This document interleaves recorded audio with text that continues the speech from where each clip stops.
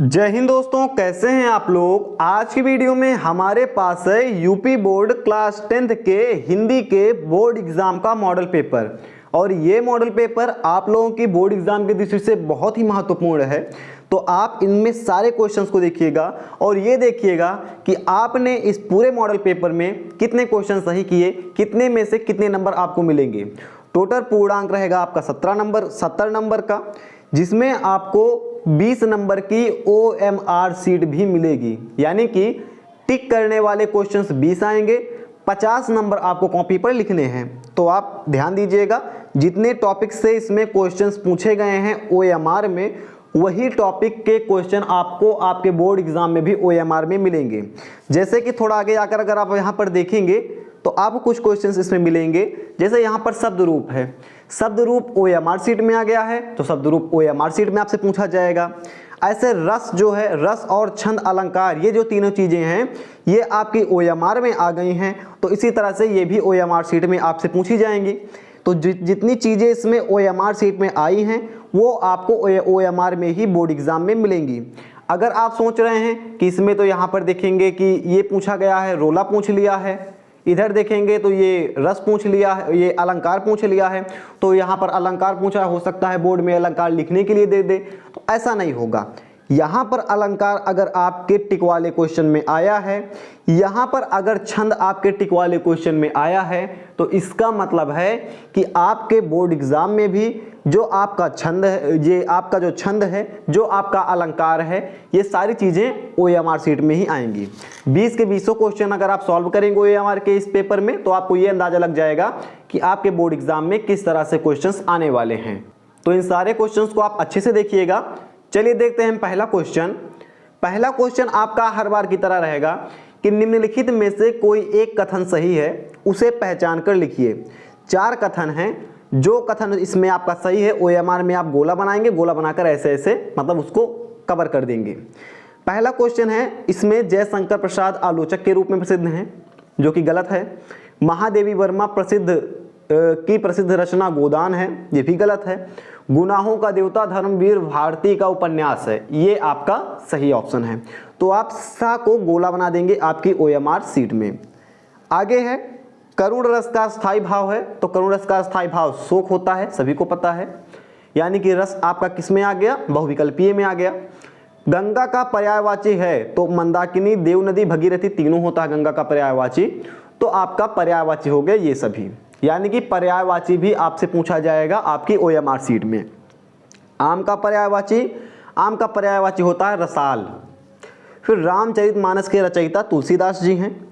अगला क्वेश्चन देखेंगे, किस रस को रसराज कहा जाता है। रस आपसे फिर से पूछा गया, यानी रस का वेटेज कितने नंबर का है, रस का वेटेज है 2 नंबर का, तो 2 के दोनों नंबर आपके आ गए बहुविकल्पीय क्वेश्चंस में।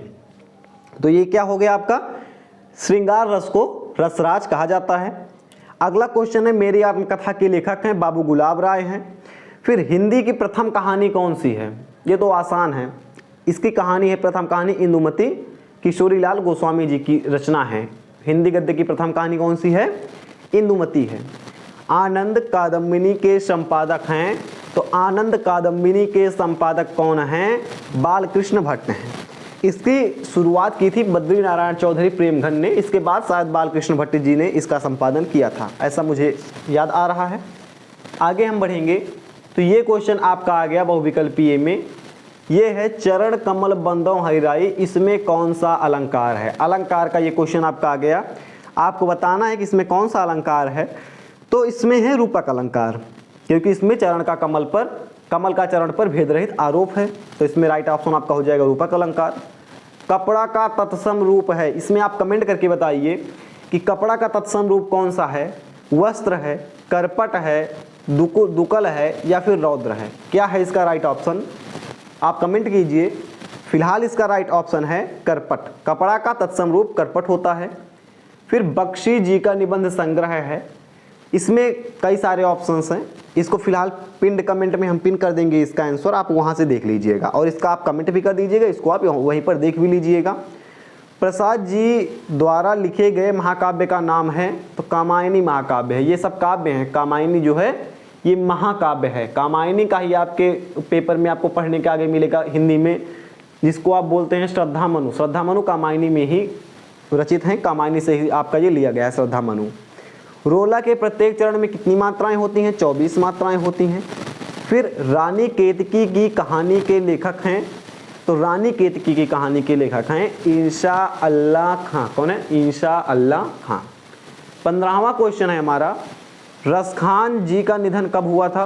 तो इसको तो मैं भूल चुका हूँ, फिलहाल इसका भी मैंने कमेंट कर देना है, कमेंट में आप देख लीजिएगा। ये क्वेश्चन आप दोनों क्वेश्चन को कमेंट में देख लीजिएगा। फिर चिंतामणि के लेखक कौन है? रामचंद्र शुक्ल हैं, एकदम आसान है। अगला क्वेश्चन है, कलम का सिपाही के लेखक का नाम है, क्या नाम है? कलम का सिपाही पहले किसे कहते किसे हैं? तो प्रेमचंद को कहते हैं कलम का सिपाही, लेकिन जो नाम है इस काव्य का या जो भी है ये जीवनी है, तो इस जीवनी को लिखा है अमृत राय ने, तो इसके लेखक हो गए अमृत राय। सूरसागर किसके द्वारा रचित है? तो सूरदास जी ने सूरसागर की रचना की है। नदीसु शब्द नदीसु किस विभक्ति एवं वचन का रूप है? तो सप्तमी विभक्ति बहुवचन है नदीसु, सप्तमी विभक्ति बहुवचन है नदीसु। पठंती शब्द पठ धातु के किस लकार का रूप है? तो पठंती धातु, पठंती जो है पहला ये पठ का लट लकार है, पठती पठता, पठंती पठस पठता, पठत, पठामी पठावा, पठामा, तो ये लट लगा, इसमें आपका ऑप्शन सही हो जाएगा। ये 20 क्वेश्चंस ऐसे थे जिनको आपको सॉल्व करना था आपकी OMR सीट में। आगे के क्वेश्चंस आपको आपकी कॉपी में लिखना है, जिसमें एक गद्यांश दिया जाएगा और इस गद्यांश को पढ़ करके आपको आंसर देना होगा। फिलहाल पेपर में आपको 2 मिलेंगे ये अथवा करके, तो गद्यांश को आपको पढ़ना है। पढ़ने के बाद आपसे 3 क्वेश्चन पूछे जाएंगे, तीनों को आंसर देने हैं। पहला आपको संदर्भ आपको पढ़कर जाना पड़ेगा, उसके बाद इन दोनों का आंसर आपको इसी गद्यांश में मिल जाएगा। सेम इसी तरह से एक पद्यांश रहेगा, पद्यांश में भी 3 क्वेश्चंस रहेंगे, इनको भी आप सॉल्व कीजिएगा।